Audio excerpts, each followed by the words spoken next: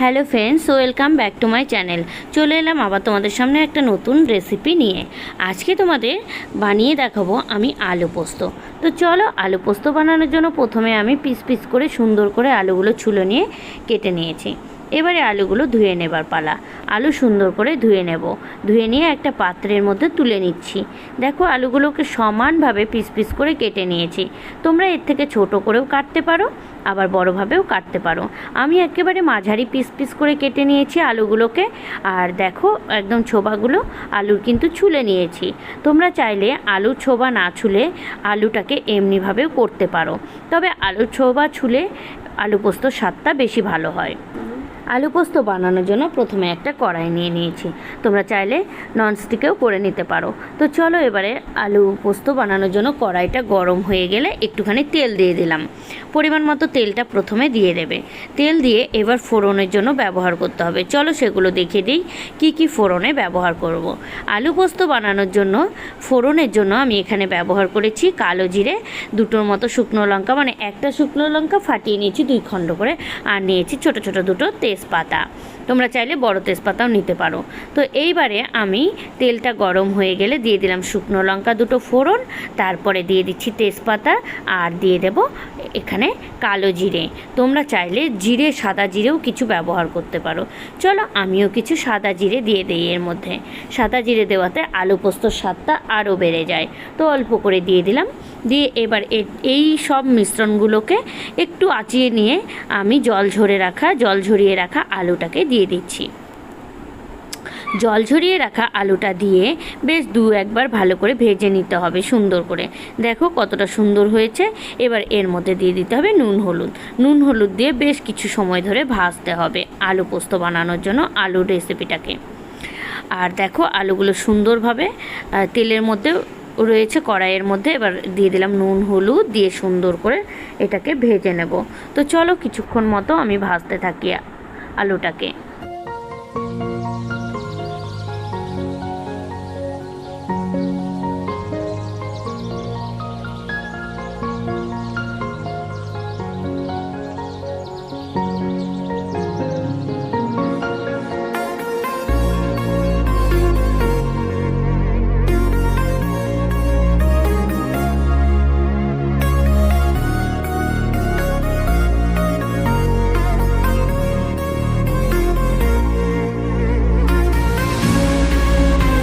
আলুটা সুন্দর করে ভেজে নিচ্ছি। আর আলু সুন্দর করে ভাজার সময় তোমরা দেখতেই পাচ্ছ আমি কিন্তু বারবার ঢাকনাটা দিচ্ছি আর ঢাকনাটা তুলছি। এইভাবে যে কোনো সবজি ভাজতে গেলে খুব তাড়াতাড়ি ভাজাটা কমপ্লিট হওয়ার জন্যই কিন্তু এই ঢাকনাটা ব্যবহার করা। আর এই ঢাকনা ব্যবহার করার ফলে কি হয়, ভাজা তো হচ্ছেই, আর ওদিকে কিন্তু ভাজার সময় অনেকটা পরিমাণে সেদ্ধও হয়ে যাচ্ছে। তো সেই কারণেই কিন্তু এই ঢাকনাটা বারবার ব্যবহার করা। তো চলো, এবারে দেখো ভালো করে আলু ভাজা কমপ্লিট হয়ে গেছে। তো আমাকে এবার দেখে নিতে হবে যে আলুগুলো ভাজতে ভাজতে কি সেদ্ধ পুরো কমপ্লিট হয়ে গেছে না সেদ্ধ হয়নি। তো দেখে নেই, চলো দেখে নিয়ে তারপরে ব্যবস্থা করি। তো দেখছি যে আলু পোস্ত বানানোর জন্য যে আলুটা আমি ভেজে নিলাম সেটা কিন্তু পুরোটা সেদ্ধ হয়নি।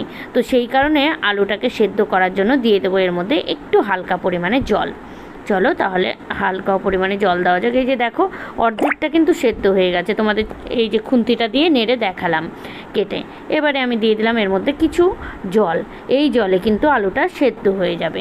এবার জল দেওয়ার পরে অবশ্যই আবারও আমি ঢাকনাটা ব্যবহার করব। ঢাকনাটা দিয়ে ঢেকে রাখবো, তাহলে খুব তাড়াতাড়ি আলুটা যেটুকু সেদ্ধ হতে বাকি আছে সেটুকু সেদ্ধ হয়ে যাবে। কিছুক্ষণ বাদে ফিরে এসে ঢাকনাটা তুলে নিলাম। নিয়ে দেখছি জলটা শুকিয়ে গেছে। এবারে দেখো আলুটা কিন্তু সুসিদ্ধ হয়ে গেছে। এবার সুন্দরভাবে আবার আলুটাকে কষিয়ে নিতে হবে। এই দেখো, আলুটা অনেকটাই সেদ্ধ হয়ে গেছে। আর যেটুকু বাকি আছে সেটাও কিন্তু পোস্ত দেওয়ার পরে ঢাকনা দিলেই সেদ্ধ হয়ে যাবে। তো চলো, এবার আরও একটু ঢাকনা দিয়ে ভালো করে কষিয়ে নেই সবজিটাকে। কষানোর পরে চলো দেখিয়ে দিই তোমাদের কি কি মশলা আমি এর মধ্যে অ্যাড করব। এখনও তো কোনো মশলা অ্যাড করিনি। আলু পোস্ত বানানোর জন্য সবথেকে স্পেশাল বা যেটা সবথেকে অন্যতম মশলা সেটা হলো পোস্ত। আমি এখানে কিছু পোস্ত আর একটা মতো শুকনো লঙ্কা বেটে নিয়েছি। আর শিলনোড়ায় অবশ্যই, মিক্সচারে দিইনি, কেননা ওইটুকু মশলা মিক্সচারে ভালো পেস্ট হবে না। আর এর মধ্যে দিয়ে দিলাম একটু সানরাইসের জিরে গুঁড়ো, আর কিচ্ছু ব্যবহার করব না এর মধ্যে। এবার দিয়ে ভালো করে একটুখানি জল দিয়ে ভালো করে এটাকে নেড়ে ঘেটে সুন্দর করে একটা প্লেন মশলার গোলা বানিয়ে নিলাম। এবারে এইটা দেখো সুন্দরভাবে আলুগুলো লাল হয়ে গেছে কষানো। এবারে এই কষানোটার মধ্যে এই মশলাটা দিয়ে দিতে হবে।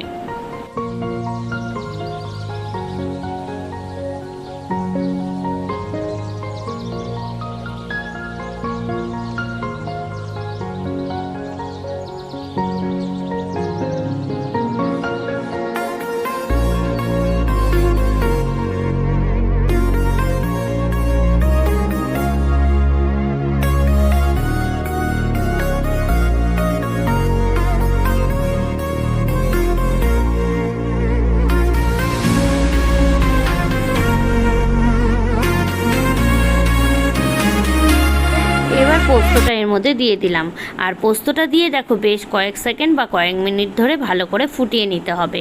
আর আলুর সঙ্গে নেড়ে চেড়ে ভালোভাবে মানে মিশ্রণটাকে কষাতে হবে, যাতে করে পোস্তটা আলু পোস্তের স্বাদটা বেড়ে যায়।